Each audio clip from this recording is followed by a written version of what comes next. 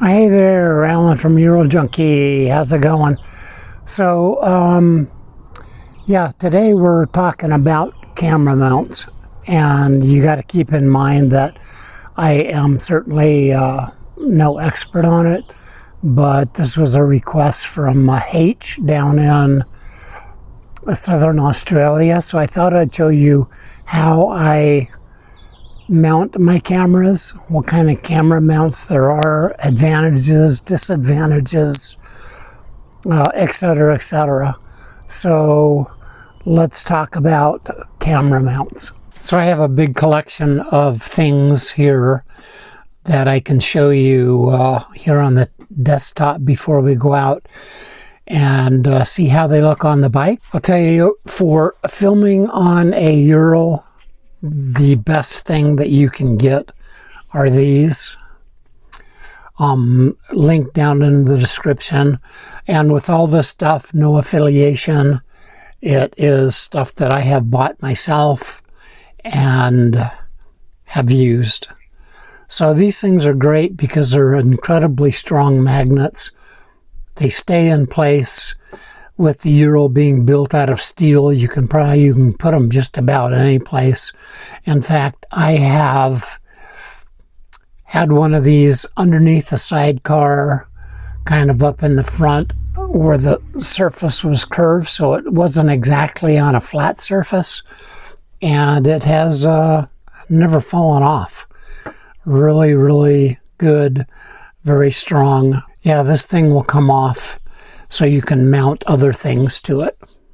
Some examples here to show you. This is a mount that I used on the back. It actually stuck down between the spokes and stuck onto the trunk of the sidecar. You can see how the spokes have worn into it, but these little arms are great. You loosen one screw and everything loosens up. So you get it right into position, screw it down, and it's tight. Of course, another really, really good thing are these clamps. This one's made by Ute Bit, but I have one here made by Small Rig. Same clamp, but these things can go on the crossbars, the crash bars, handlebars, anything you want. You can see here how this one is set up with another arm. So you just bolt that on, loosen this up, move the camera to wherever you want to put it, tighten it up, and it's solid. Really, really, really well made. Excellent, excellent items, both the clamp and the arms. One thing that's really handy are these little 10,000 milliwatt batteries. This is from Anchor. I have a couple of these. And I throw this into my jacket pocket and then hook this up into the camera on my helmet, and it will last me pretty much all day. Cages. This particular cage I use on my helmet mount. I plug in the microphone here and this USB into here, and again, all good to go for a very, very, very, very long time. If the battery does happen to run out, you can plug this into another battery or into a USB outlet, but this will last many, many, many, many hours. Other cages. This is a metal cage. It is well made. Has a little spot down here for the audio adapter. This particular one is useful to me because I can put macro rings on here so I can get the GoPro closer up or further away. I also have this one that I use. This one right now is set up for putting on the back luggage rack, so I get a forward view. The little audio adapter plugs in here, and then under here I have a USB cable and an audio jack cable. This one's really nice because it's really easy to manipulate. You can open and close it, get your camera out, access the battery, access the card. Very nice one. Again, made by Small Rig. This one is a Small Rig as well. This is made out of plastic, and the holder for the audio adapter goes on there, and it just snaps in place. Pretty nice little unit too. Opens up, closes. Nice little guy. And another thing is I have a lot of the cameras set up permanently. I used to use this camera here underneath the sidecar, pointing forward, and I have switched over to this mount here, but it is fixed in place. Everything's tightened down. It doesn't move, so when I put it onto the bike, it stays there. I have the cameras in different colors. I bought this used. It's a Session 5. I bought this used. It's a Session 5. And I bought this new when it first came out. It's the original Session 4. I film in 1080 on this. It is stabilized at 1080. I use this for my handlebar mount back camera pointed at my helmet. The blue one is again a U Session 5. I have a blue one on this because this one will accept external audio. I can use it with the audio adapter as a regular camera, but it films in 2.7K stabilized. The red one here that goes underneath the sidecar, it's red. It does not really like external audio, so I only use it for video only. So anyway, if I were to recommend any kind of attachments to use for the bike for filming, most definitely these. I probably have 4 or 5 of these. These guys with clamps are absolutely outstanding. And yeah, these are pretty much all the cages you can get. But I have used all these. Haven't had any problems at all with them. And I can go out now and show you how they all fit on the bike. Yeah, one thing I did forget to mention when I went over all the junk that I use are these guys. These are 1/4 inch by 20 swivel balls, so you can mount them onto anything and tighten them up. These are 3 different brands. The small one here is a Small Rig. Works really, really well. They all function the same. This one is made by U-Bit. Again, functions the same.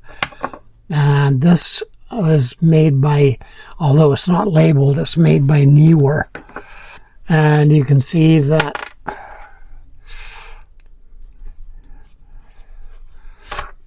you just stick them together.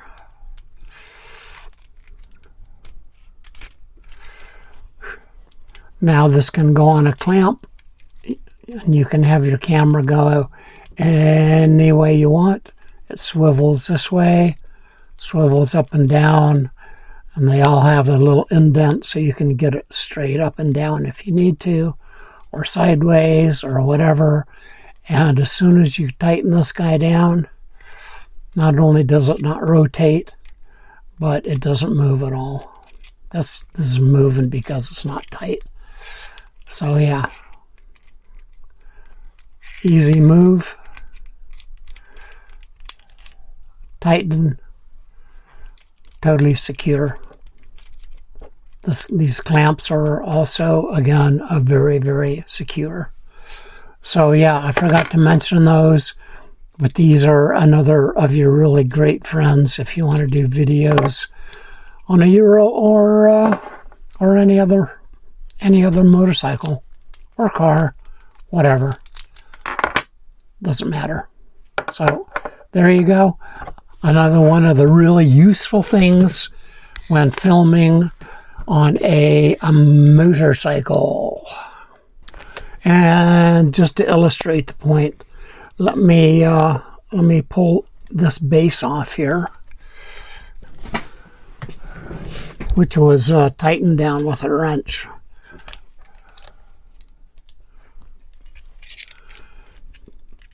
Since this cage is rather heavy, you got to really tighten it down. So anyway, I can pull off the GoPro mount, fold that up, and let's use this one. Put the quarter 20 screw in, loosen that up, put him on here.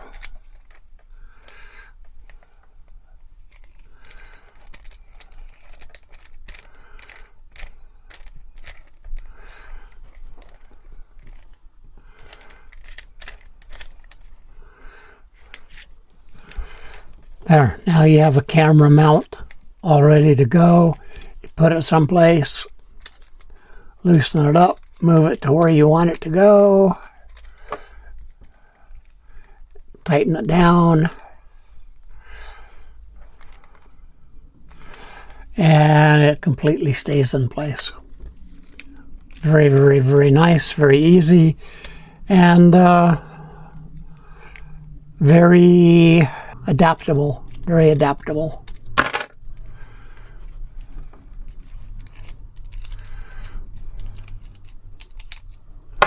Okay, so you've seen some of the mounts that are available. Let me show you what they look like here on the bike. This is my front mounted camera underneath the sidecar. I am right now using a stick-on mount.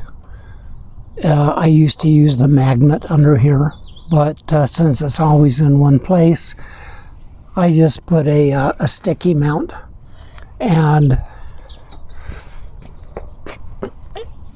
note that I have a USB cable plugged in. This supplies power to it, so it never runs out of power. The other camera that I have here is mounted with one of the